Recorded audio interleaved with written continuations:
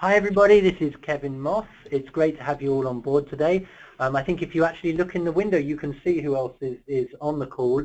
I'm in the room with David Waskow from WRI, who's going to be speaking with us. Kevin Rabinowitz is on the phone. A couple of my colleagues who will introduce us as we go round. We've got a couple of presentations set up today, but I am, those of you who know me from doing these calls before, I am keen to make sure this isn't us sort of presenting out to you, but that we make this as interactive as possible. Because there's a number of people on the call, we have got you on mute at the moment, but once each person is finished, we're going to open up the call.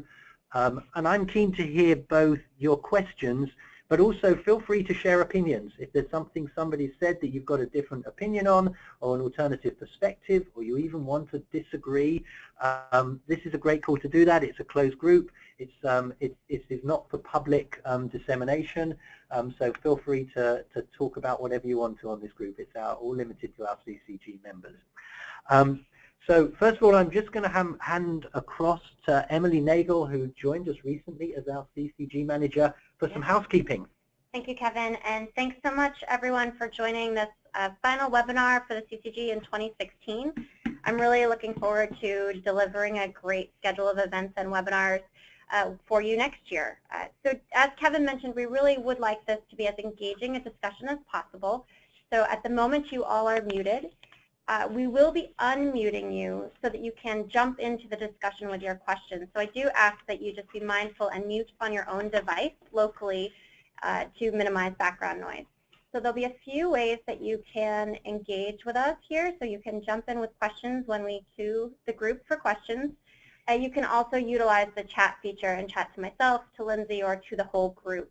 Lindsay Logendijk, you can see on the chat, is also helping us on the technical end here. So also if you have any technical challenges with the webinar platform, the chat feature is probably the best way to go. So with that, I think we can jump into content. Right, have we got any more slides, or shall we, I can't remember what our next slide, what are we doing next? Oh, I've done this, right? Go. Me, Kevin, and David, actually not in that order.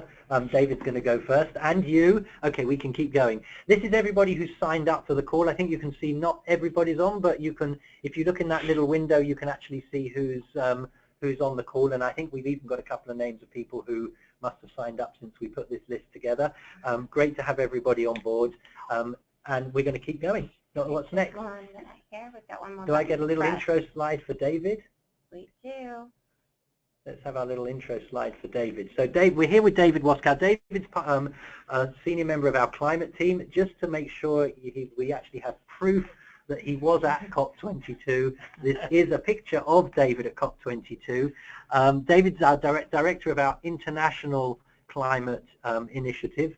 He was there at COP, and David's going to start by walking us through a short overview, and then I'm going to ask him a couple of questions and then open to the floor. Great, thank you. And sadly in that photo I wasn't looking out at the tower and the mountains, but I was. That photo is in the press room at the COP actually, and although you can't see her there, I'm talking with Amy Harder from the Wall Street Journal in that picture. So the COP was an interesting experience, to say the least. I think that as we went into it, there were certainly high expectations in terms of really moving forward on climate action in very concrete ways.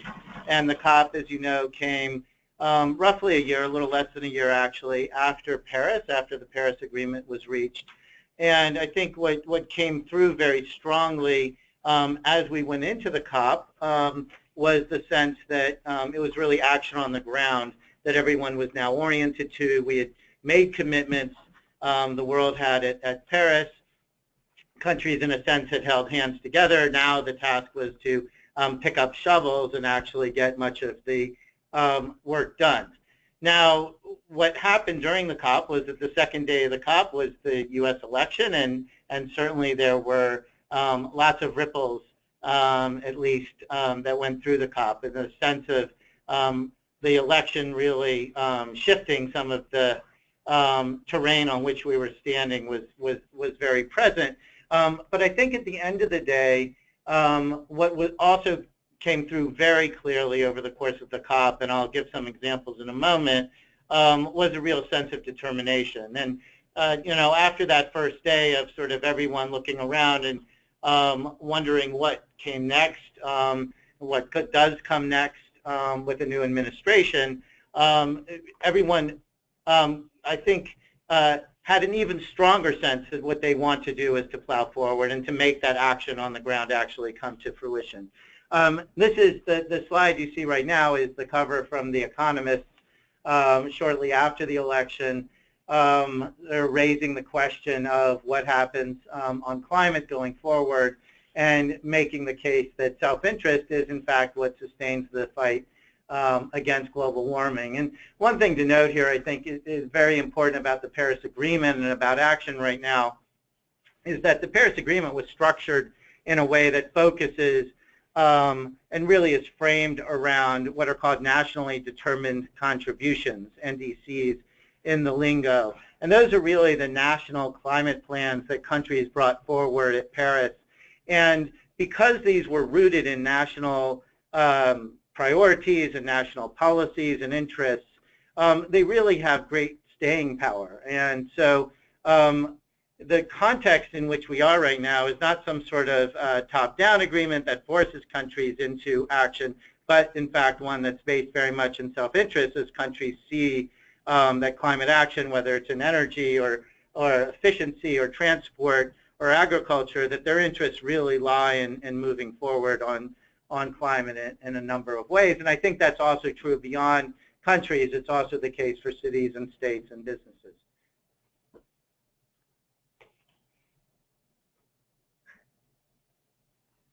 We're going to get you to the next slide in just a second. There we go. Just to back up for a moment here, just to remind everyone what is in the Paris Agreement and why it was so critically important. 187 countries brought forward those national climate plans that I was just talking about at Paris. There was also agreement on long-term goals. One of those was to reach net zero carbon during the course of this century, and the other was to keep temperature change well below 2 degrees or to limit it to 1.5 degrees. Also enhance transparency and accountability so that we know what countries are doing. And critically, an agreement that countries would come back every 5 years to strengthen climate action so that by 2020 they would be doing that. And then also the finance to help actually mobilize action and an increased focus on adaptation and building climate resilience, something that has been in the mix in international climate policy for a while, but I think has come much more to the fore. That's the context that Paris has given us, and I think in many ways that construct still stands quite strong in the current context. And one of the ways in which we saw the degree of support at a global level for this was really represented in the number of countries and the percentage of emissions that are now reflected in the countries that have joined the agreement, formally joined the agreement. We have, as of last count, this is actually a day or two out of date now, unfortunately. This is from WRI's website from the Paris Agreement Tracker, and there are now actually 116 countries that have joined, covering nearly 80% of emissions. And we saw countries joining actually during the COP itself. Nearly, I think it was 10 countries joined the agreement as the COP was happening after the election. And what we have now is a clear majority of countries around the world and the overwhelming majority of emissions that are covered by the agreement.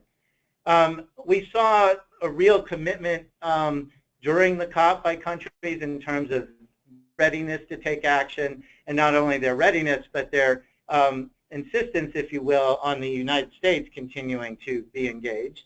That came from France, China, which I think is made clear in recent weeks that it really is ready to step up and play a leadership role on climate, as well as from other governments. Most recently, Chancellor Merkel of Germany has made quite clear that that climate change is going to be front and center on the agenda at the G20 in July this year. And so I think we can anticipate that, as it has been the case in the last several years, climate will not be on the sidelines of major summits like the G7 and G20, but very much at center stage. At the COP itself, we saw a number of ways in which a variety of actors came forward to make clear that they're ready to continue acting. There was the Marrakesh Action Proclamation, through which all of the governments actually at the COP reinforced their desire to move forward, made clear their readiness to do so. As I mentioned, 10 countries joined the agreement, including major countries such as Australia and Japan, post-U.S. election.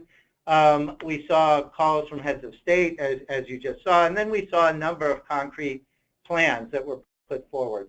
One of those that stood out was the Climate Vulnerable Forum, which is a grouping of vulnerable countries from a wide range of regions around the world.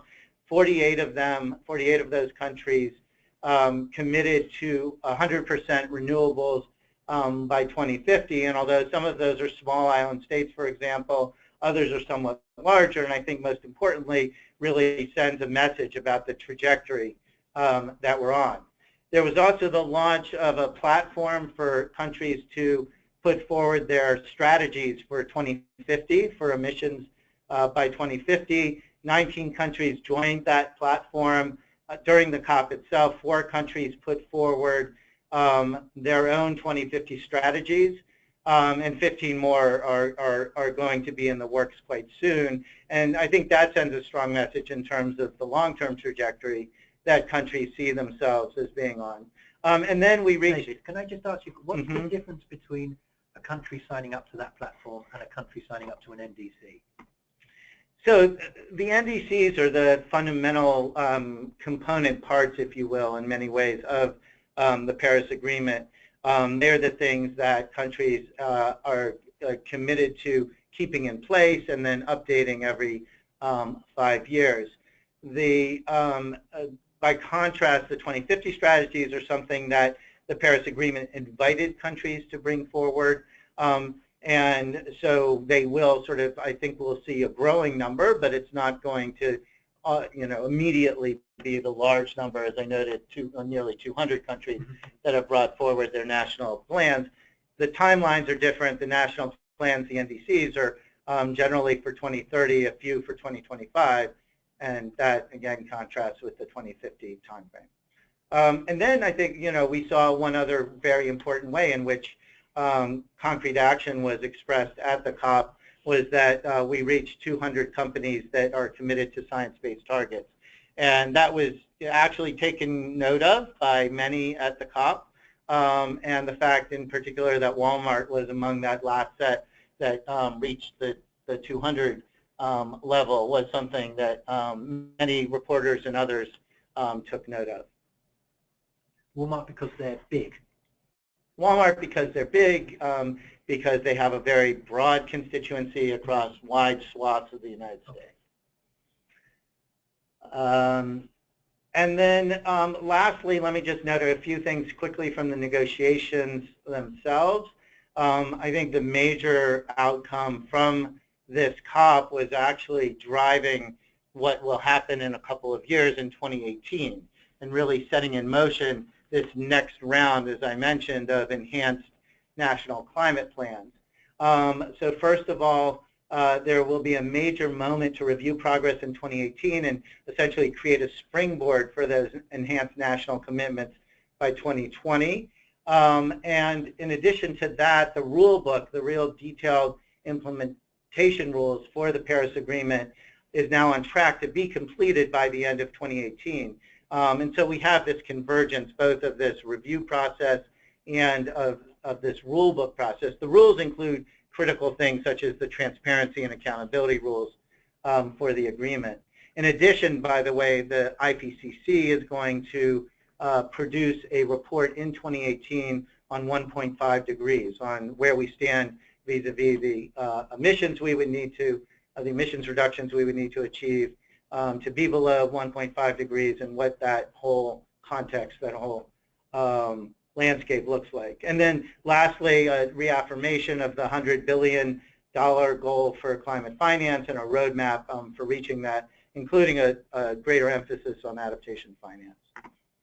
And then lastly, I'll just mention an important initiative that was launched at the COP and which drew quite a bit of attention that WRI is closely involved with. And this is the NDC partnership. It's a partnership of a number of developed and developing countries and major international institutions to help really galvanize the implementation of those national climate plans in countries and in particular developing countries, and enable them to really be as robust and ambitious as possible. We, as of the COP, had 33 countries that had joined, as well as 9 major international institutions, and those numbers are continuing to grow. So again, as I noted at the outset, although the election clearly is going to have ramifications and did send a strong wave through the COP, in many ways, what I took away after the 2 weeks was this sense of sort of determination and recommitment to achieving progress in concrete ways. Thanks. David, thank you. I'm going to just ask you one question myself, and then we'll open the phones for a bit. Can you, for most of the people here, even those, many of the people on the call haven't been to a COP. I've been to a couple of COPs, but not really been on the inside. Can you give us 1 or 2 anecdotes to just help us understand a little bit of the feel of these events and the style? Yeah. The sort of give us a little bit of texture and color for what it's like to be a COP. Well, I mean, COPs are sort of this crazy 3-ring circus in so many different ways. There's the, the inner ring where the inner negotiations are happening, and there was a moment the last night of the COP where an issue around whether NDCs in the future, the climate plans, would all be synced up in time so that they would all have common end dates instead of this 2025, 2030 kind of mix. And so you had a scenario where the chief U.S. negotiators were out in front of that arch you saw in the first slide, in front of the main plenary, huddled with the Moroccans who were chairing the COP to try to work out a solution to this question. So that's sort of that inner ring, and then you have these multiple rings beyond that. Secretary Kerry came and gave what I suppose you could say in the to date the importance of the Paris Agreement and moving forward with action. And the touching moment in that was really when toward the end of his speech he mentioned his granddaughter, his 4-year-old granddaughter, whom he had brought to the signing ceremony for the agreement in New York in April on Earth Day. And he began tearing up as he was talking about his granddaughter and the future and the importance of this work. And there are many other pieces of the puzzle with the businesses and cities and states and other parts of that circus in a good sense, right? How many COPs have you been to? This was number 11 or 12. Wow. Yeah. Right. Okay. Let me open up, or somebody, Lindsay or Emily, if you can open up the phone. Questions for David? Comments? Reactions? Love to hear from people with other views or reinforce things. Are we unmuted?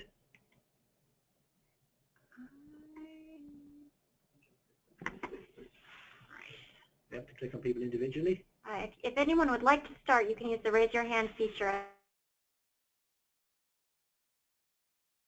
Perhaps you could make sure that your own phone is on mute. Somebody, we just unmuted, if you can make sure your phone's on mute.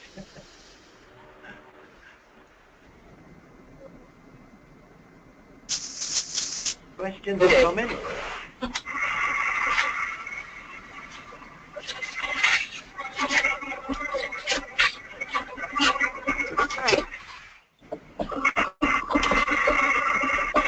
Sounds like we have a bit of feedback, but maybe no questions. Yeah. Anyone for anyone? Okay, then I'm going to move on. David, thank you. David's staying with us, though, so we can open up again later. And I'm going to move on to Kevin. So Kevin Rabinovich, who was there, obviously, judging by this photo. Kevin, are you with us?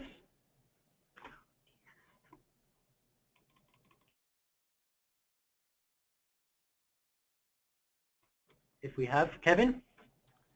Yes, sorry, I was waiting to be unmuted. Sorry, thank you. That was our fault at our end. So this is your Kevin. How many COPs have you been to? Just two. Just the last two. Do you want to talk to us? Maybe start off with a little bit of a comparison. So you were at 21, which I was at. A little bit of a comparison for us between COP21 and COP22. Yeah, sure. So much warmer.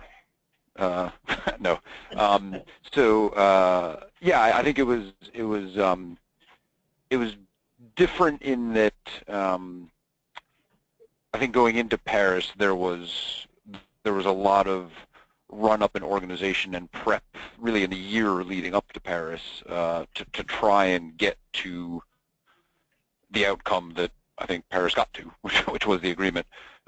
Whereas I think this is this was my sense was this was much more of a procedural COP. So it was much more about, oh, great, there's been an agreement. Now, there's a whole bunch of mind-numbingly painful detail to be worked out of mechanics and logistics, and when does this data get supplied, and when do we have this meeting, and what are the rules for this? And so it was a bit less of a it was maybe a bit less splashy. I think there was also a case of not being right in the middle of a major European capital city. I think also sort of changed the dynamic a bit. But I would agree with David's comment of there's a COPs have sort of an inner ring where you get climate negotiators and part of the audience spending a lot of their time, and then there's a ring around that, and then it gets really crazy after that, because you start getting into official side events and unofficial side events, and that are sort of scattered all over the place. So there's a lot of things happening in parallel, and it takes a bit of work to sort of figure out where you want to be when doing what, because there's a lot of stuff going on all at once. So I'm just going to ask David, was it mind-numbingly boring detail compared to COP21? Well, then we'll come back to you, Kevin, don't worry. It was much more the roll up your sleeves and get to work kind of COP than Paris. Paris was sort of extraordinary to an extreme degree. I think for me what came through was the sense of all this other stuff happening around it, right? And so negotiations were one thing, but a COP has become so much more than just a negotiation session, and I think that bore out this time. So Kevin, what were some of those other things you did? So there's a handful of things that people or organizations try and time around the COP, because it's a big stage and there's a lot of people looking there, so it can be a good place to announce and launch stuff. So two of the things off the top of my head that I participated in was CDP launched their water report for the, I guess, 2015 reporting year. And then there was another interesting project by the Global Canopy Program and the Stockholm Environment Institute with a former WRI team member who now works at Global Canopy that was part of it.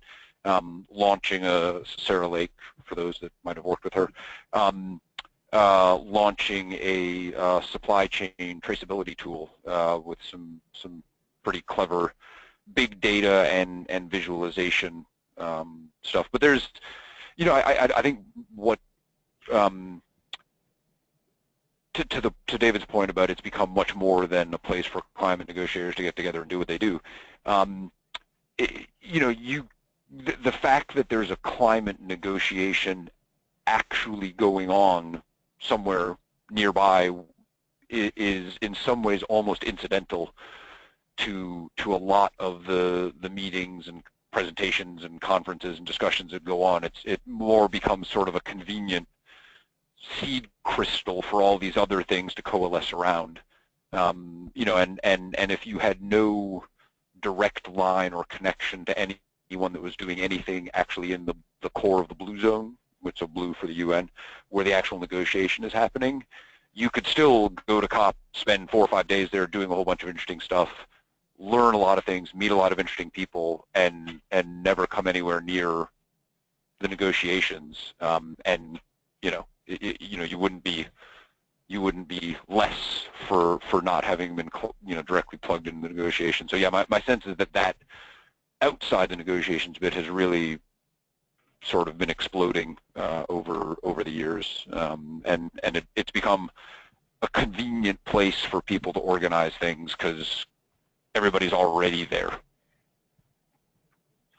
David, I'm going to come back to David. Do you think it makes a difference to the negotiators on the inside that this stuff is going on the outside?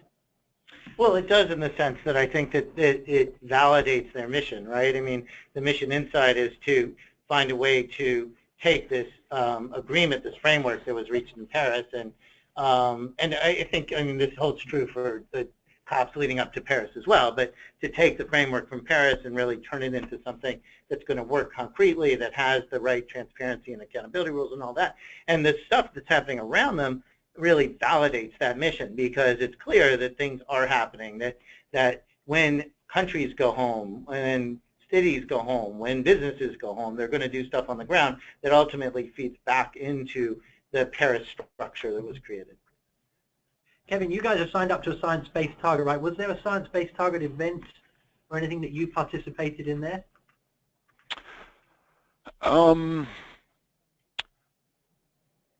have to reflect on that. Sorry, one of the other things that happens is because there's so many things going on, it's very easy to run 14-hour days back to back to back, which is kind of what I did for 7 days. So at this point, I'd almost have to go back and look at my notes. There was definitely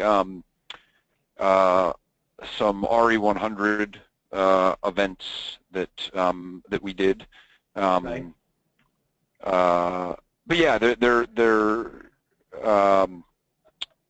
sorry, you're going to have to help jog my memory. I'm actually not, I don't think so, but it could be it's... Right, that's all right, that's all right. I don't want to put you on the spot. So did you come away, coming away from it, did you feel there's been progress made that companies had contributed towards?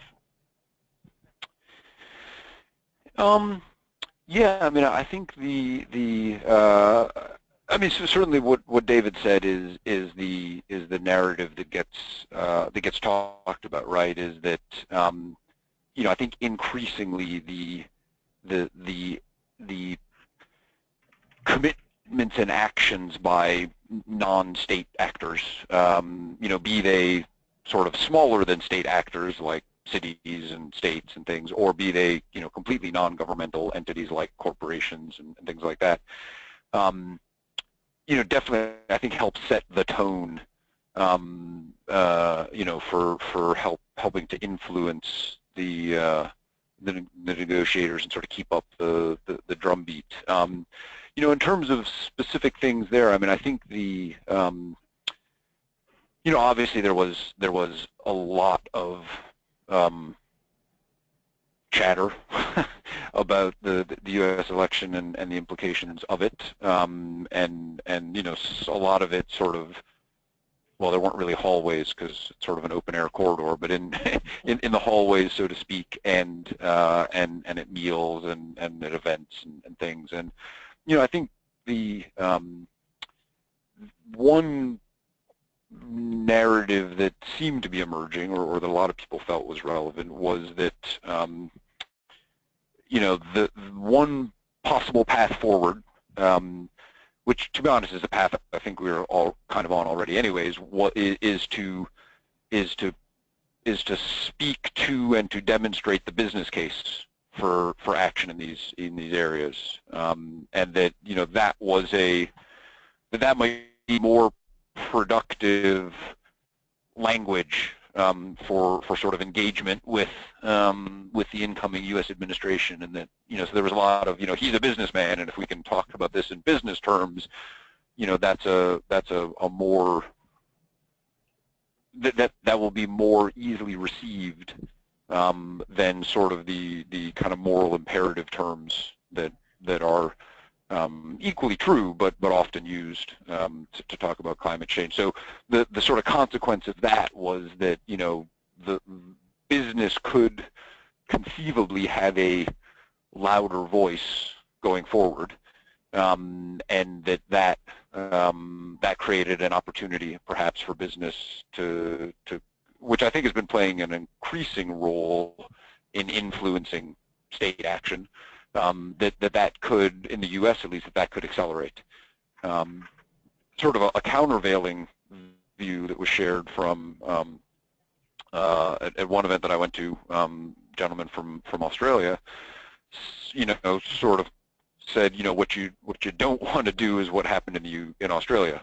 So whenever it was sort of 4 or 5 years ago when the government there turned over and they pulled back on the carbon tax, Yeah. This gentleman's assessment was that basically, Australian business, tucked its head under its wing and, waited for the storm to pass, and that actually let more things backslide than might have if they had stood up and sort of fought for it. So, without sort of judging whether his assessment of what happened is right or not, it's a fair point of, there's a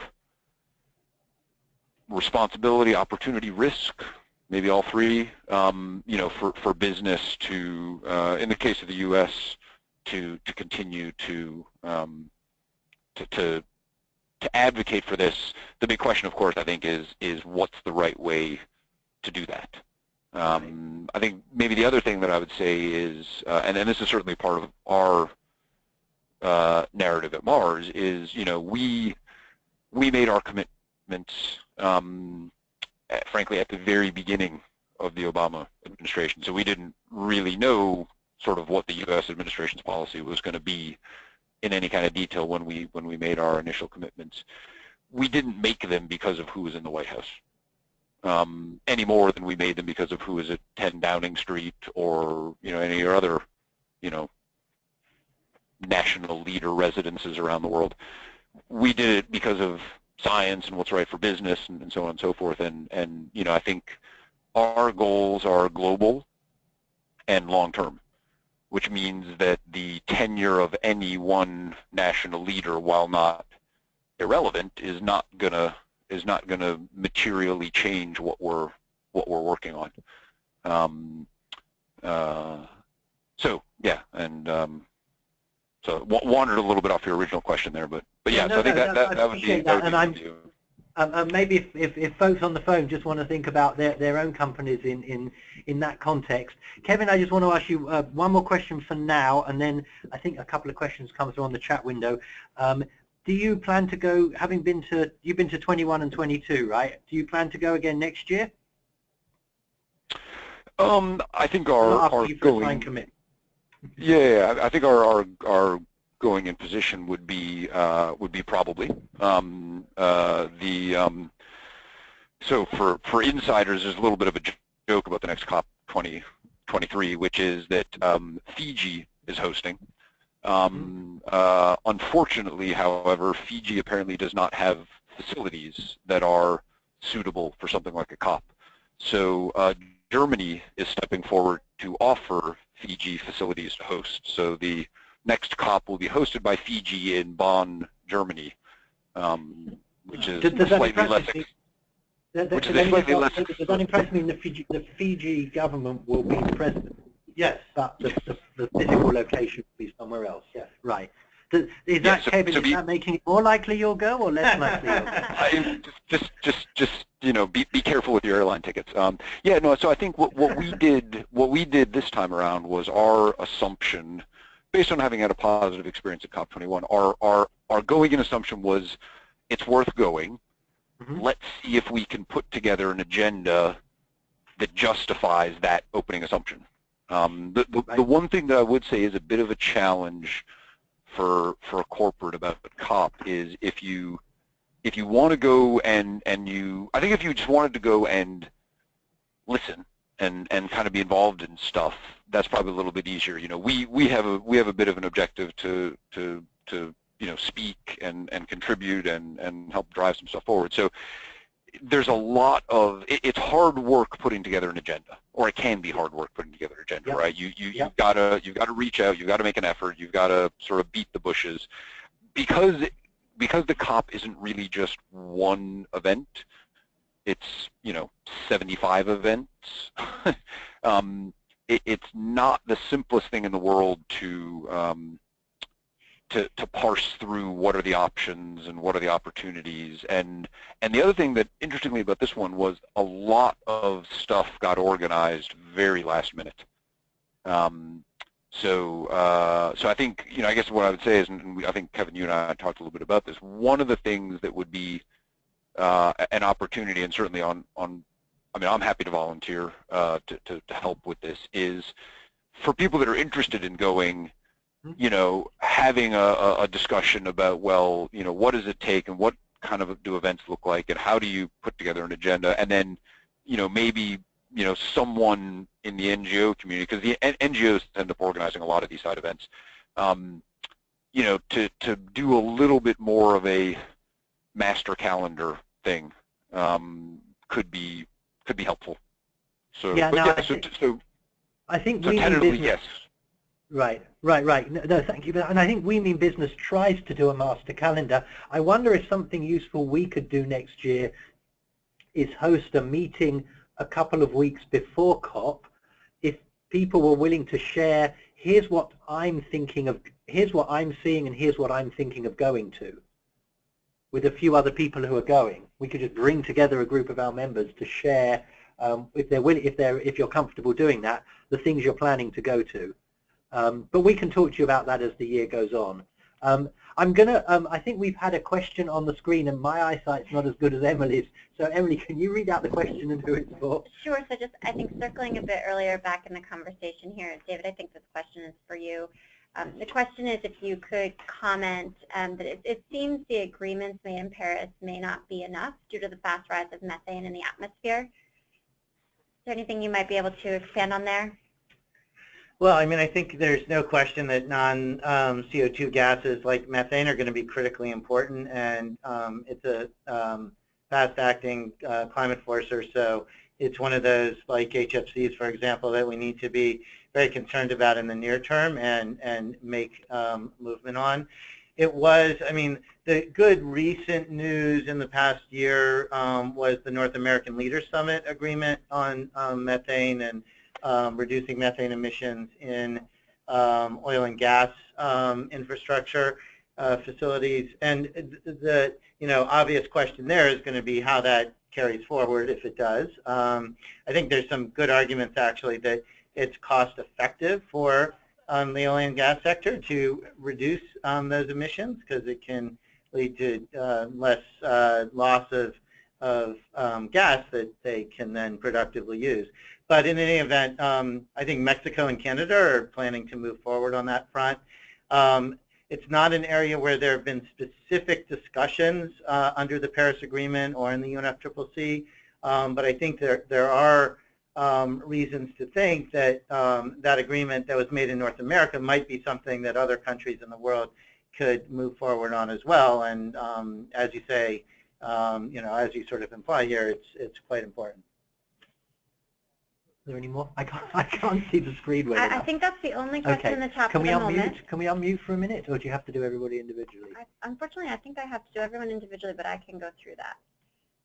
Okay, so let me open up the lines again before we move on. Comments? I don't think we've got anybody else on the call who was at COP, but if we do, please do speak up and let us know. We're unmuting the lines now, so if you're not on mute, it would be great if you could mute yourself. Any other questions or comments? As Emily's taking this time to unmute everyone. It's unfortunate now.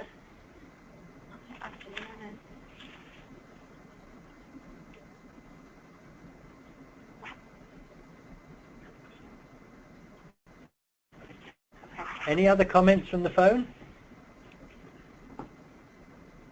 Anybody want to speak up? Okay, then I'm going to Christina. Can we hear you? Can you say hello, Christina?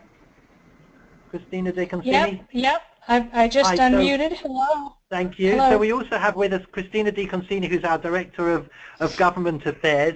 And we thought we'd take the opportunity to just talk for a couple of minutes, and then actually, David, I'll come back to you with regard to COP, to just talk to us a couple of minutes about what's going on here in the US, what this means for us, your reflections on what we might expect from the new administration. Okay, great. Well, I don't have any insight that goes deeper than what everybody's reading in the newspapers and what have you, but we are tracking this very closely. I think overall it doesn't bode well for good climate action moving forward. One thing I've been thinking about as a way to talk about it, you know what, there's somebody typing a lot, so I was wondering if you were typing. We're going to remute everybody. Oh, okay. Okay. All right. Great. So, yeah, I feel the thing is that COP speaks to, and also the business community, is that there's real momentum internationally and also with a lot of businesses around the world and in the United States to move in a low carbon direction. And people are going to do that. They're doing it for a lot of different reasons. They're doing it for their bottom line in some cases. They're doing it because it's good for their countries, for their economies, for their citizens, for survival. So it's important to realize that a lot of that momentum will continue. However, we don't know for sure what this Trump administration will do. We've seen a lot of conflicting statements, going to pull out of and tear up the Paris Accord, to he's keeping an open mind, he's not sure about that, to he's definitely going to get rid of the Clean Power Plan, which is one of the key components that allows the U.S. to meet its NDC commitment in the international realm, and we don't know how all that's going to shake out. So it seems to me that it is reasonable to say that this administration is likely to slow down and make more expensive greenhouse gas reductions that are going to continue. So I don't think it's going to stop everything by any way, shape, or form. I don't think that's at all possible because there really is a lot of momentum. We're moving in the right direction, but we need to move a lot faster, even faster than what our current commitments are, and it seems like this administration isn't going to be in a good place to do that. I guess one really obvious point that I would make is that all of our partners in CCG and all of you who are on the phone are in the category of the very, very good actors on this that actually understand why, from a competitive and economic and moral reason, we want to move forward in this direction towards a low-carbon future for future generations, but also that there's a lot of market opportunities in that. And to the extent that any of you do have access to both to the new administration and, of course, all of you have access to Congress, it is important that they continue to hear that there are voices in the business community that aren't in line with these crazy statements that President-elect Trump made over the weekend, that nobody really knows if climate change is happening or the science is really unclear, and all those things that we've seen played out before as a way to slow things down. So that's my initial thoughts. I'm happy to answer more specific questions, but don't want to talk too long. David, Christina, thank you. David, do you want to give us a few insights? What are the possibilities of what could happen under the way the agreement's structured? Yeah, I mean, one of the things that Trump said during the campaign was that he would, quote, cancel the agreement. That's clearly not within his power to do single-handedly, but he could try to have the U.S. withdraw from Paris. There are a couple of different ways that could be done. One is by withdrawing from the agreement itself. The hitch there for them, I think, is that that's a 4-year process in total, 3 years, till they can indicate a withdrawal, and then a year after that, till the withdrawal actually takes effect. Sounds even harder than getting out of the EU. Yeah, yeah, exactly. And then the other would be to just get out of the UN Framework Convention on Climate Change, the 92 Framework Convention altogether. And that could be done much more quickly in a year, but you know, the U.S. has been in that agreement for well over 2 decades now. It was negotiated by a Republican president, ratified by voice vote in the Senate, et cetera. And so doing that would be a bit of a really radical move in many ways, I think. There are other possibilities, of course. They could stay in, but I think also indicate that they're not going to follow through on the National Climate Plan, the NDC, or they can simply go about trying to undo some of the key regulations and so forth, which no doubt they will aim to do. I think in terms of withdrawing from the agreements, one of the important constraining factors is the degree to which climate change has gone from being sort of a side issue in international diplomacy and relationships to something that's very much at the center of international diplomacy now. And when you look at recent G7s and G20s, it's been squarely right at the center of the agenda. As I mentioned earlier, Merkel has made clear she's going to put it squarely in the midst of the agenda for the G20 in July. There's some indications that the Italians may do the same. The new Italian prime minister is somebody who has had a good track record on climate issues. So I think that'll continue to be the case, and that's a constraining factor for an administration that might seek to walk away from Paris, that this really will have wider repercussions in terms of those international relationships. David, thanks. And it reminds me, actually, one of the things I learned that was a bit of an eye-opener for me when I was at COP21, I wasn't at COP22, was the extent to which the climate negotiations are not standalone, but are predicated on a lot of other negotiations, and there's a lot of trading going on, as I understand it, with other global issues. That's all interlinked. Kevin, I think you wanted to add something. Do you have anything to add? Kevin Rubinowicz? We got him Yeah, on mute? thanks. Yes, yeah. Yeah, I mean, so I think the one of the things that was interesting for me, I went to a particular session where there was some discussion of you know, what are the exit options if there's a choice to go down that route, and I think you know, David just laid out a couple of them. The thing that I perhaps had not appreciated until it came up in this discussion was what the actual national obligations under the Paris Agreement are, and you can take sort of a half-empty or half-full view of this. Broadly speaking, and David will probably now cringe because I'm going to massively generalize here, the obligations of countries under the Paris Agreement are to make commitments and to share what those commitments are and to report on how they're doing against the commitments, but there is no binding consequence for failure to deliver your commitments. You know, other than so Kevin, can I just vouch for the fact I watched David's? I've been watching David's face. He didn't cringe. He sort of nodded. He resignedly nodded, if that's a word. Yeah, which was interesting to me because I had not appreciated that. So and I think David alluded to this, one of the potential outcomes is, you know, the U.S. administration just doesn't do the stuff that would be required to deliver the NDCs, and, you know, in a sort of following the rules sense, there isn't really much implications of that. So it's kind of an unfortunately insidious approach to not working on this. The other thing that was talked about, which was a little bit concerning, was you know, we're maybe midway through another IPCC AR cycle. So AR6 will be coming out in a few years, and U.S. scientists and to some extent administration people are part of that process.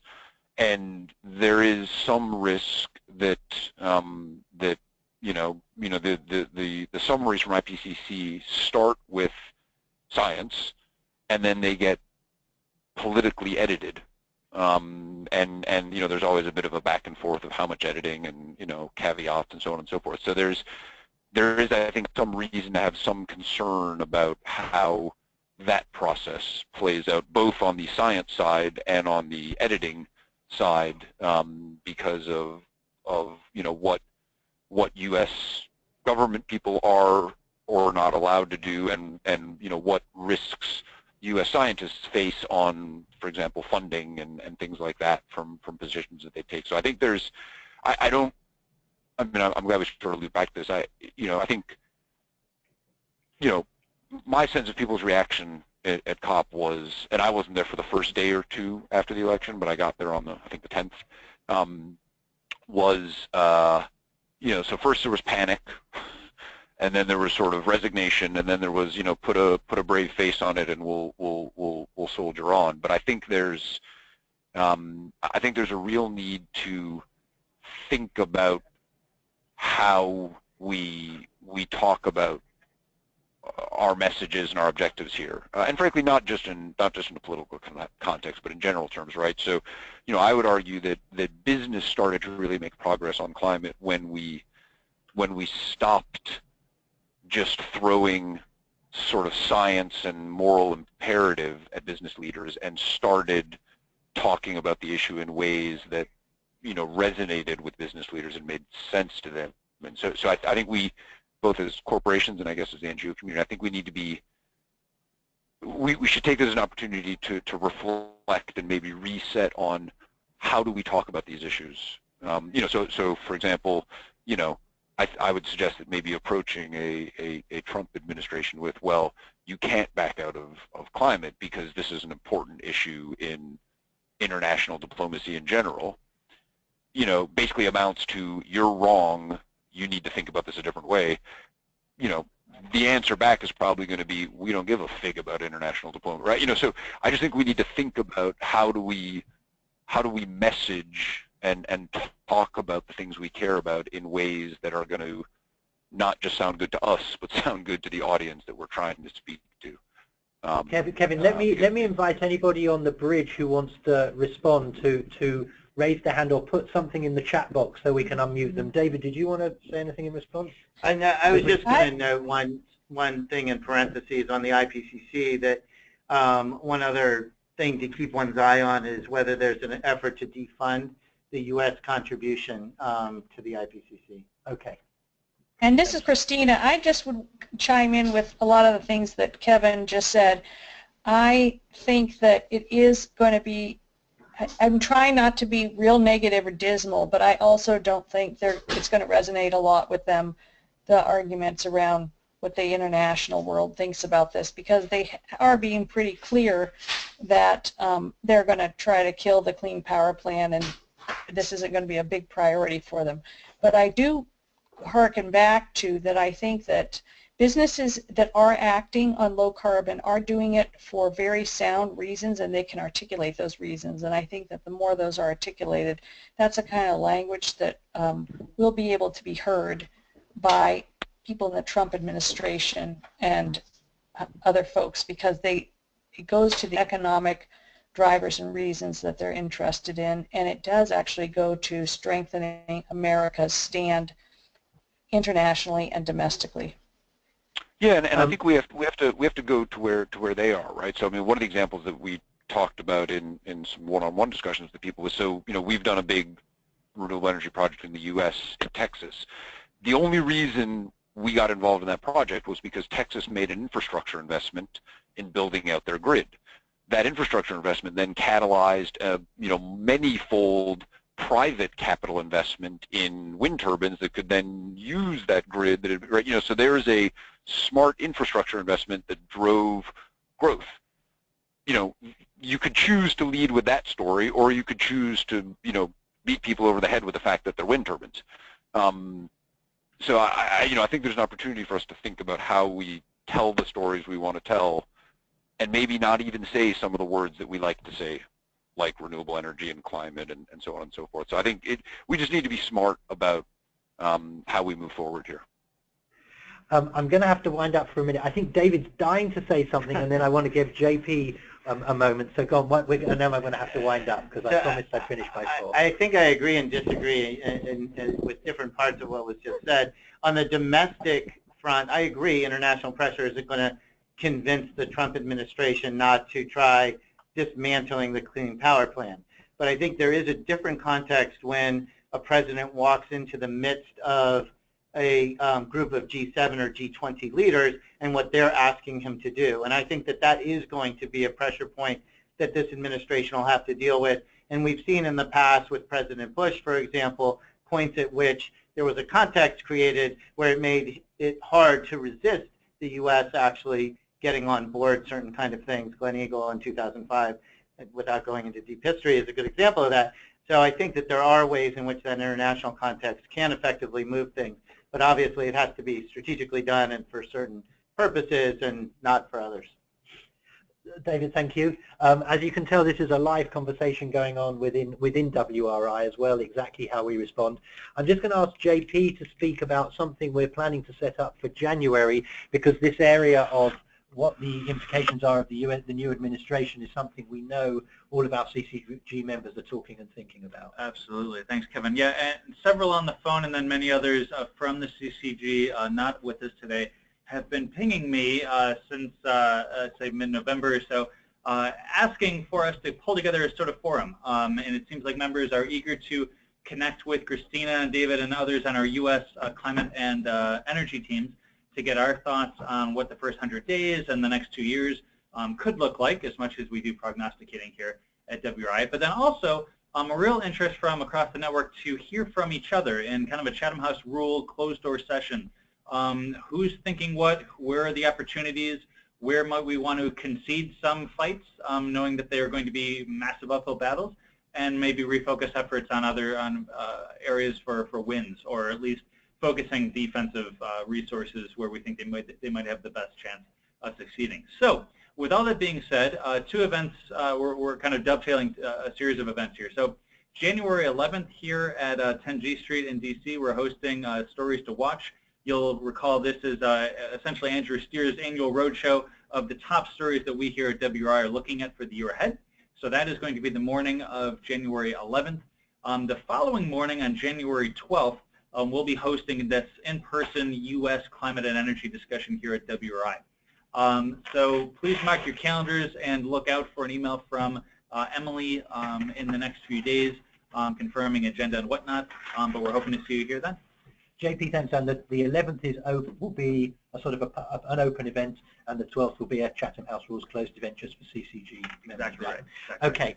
Well, thank you very much, everybody. It's 4 o'clock. I'd like to thank Kevin Rubinovitz for being willing to share with us everything that happened and his insights. David Waskow from our international climate team, and Christina De Concini from her US government relations approach, and everybody on the team who helped set up the call. It's 4 o'clock. We're done exactly on the hour. Thanks, everybody. I hope you found this valuable. Speak to you soon. Thank you. Thanks.